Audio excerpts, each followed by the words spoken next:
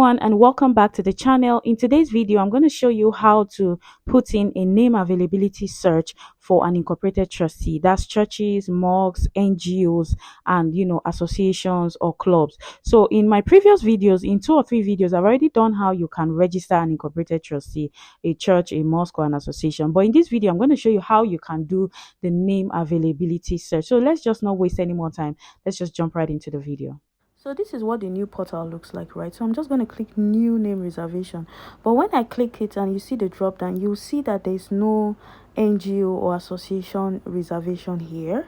It's just company, business name, and a whole lot of things. So I just wanted to show you guys this is what it looks like. So here you see name requiring consent. So that is where you put the name availability for incorporated trustee. So you just click here, which is apply for consent, and I'm just going to click the button here and apply for consent. And then you see they'll say select the type, and I'm just going to go incorporated trustee. That's what you're meant to click. Then you click incorporated trustee again, and then new registration of incorporated trustee. So they say, do you want to start or current? This is just a new one, so I'm just going to click start. So this is what the new interface looks like. It's a little similar to what it was before. So I'm just going to put like different options here. I'm just going to put joy foundation. I'm going to put the second proposed name. Like I said, you need to have like 3 proposed names. So I'm just going to put something a little bit different. I put Joyce Women's Movement. The AI suggestions is not yet it's not yet available for this one. So the third one, I'm just going to put something slightly different. Note that the word movement is a restricted word. They really don't allow movement. So the fact that they are not flagging it down just shows that they are still working on the system.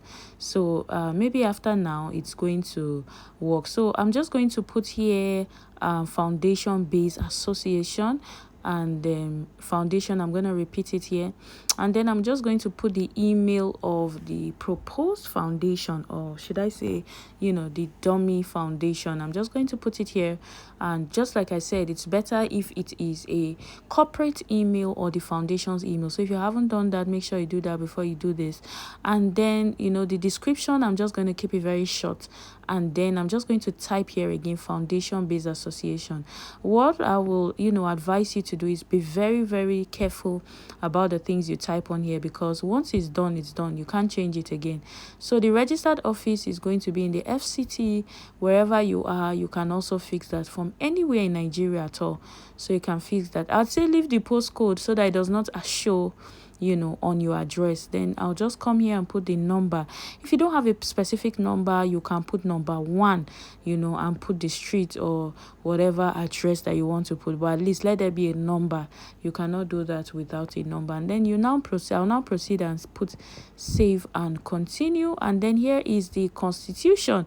So you're going to put the minimum of trustees. When you're doing this, you can also do this for the future. I'm just going to put 5 trustees, but it's 2 trustees that are going to be here. So the trustees tenure, I'm going to put 20 years. Put a longer time. If you want to change trustee within a shorter time, that's fine. Custodian of common seal is usually the company secretary. So the governing body here, I'm just going to put all trustees shall be members of the governing body. Make sure you put this, because I've been queried before about this, so I make sure that I put this as the number 1. So the application of funds here, what I usually do is I'm just going to pick here a sample of one that I've done, which is also mine as well. So I'm just going to pick it from here. Okay, you can see that the governing body, I've also put that as well.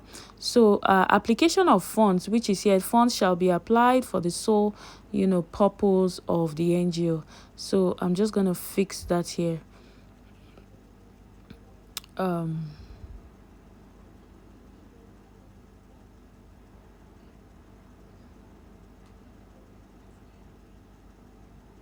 So you can see the governing body, you can see sources of income.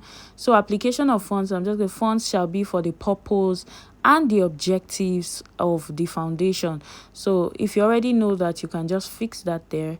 That's very simple. Just fix that there. I'm going to just paste it here, and then I'm just also going to pick out from the one that I've done also.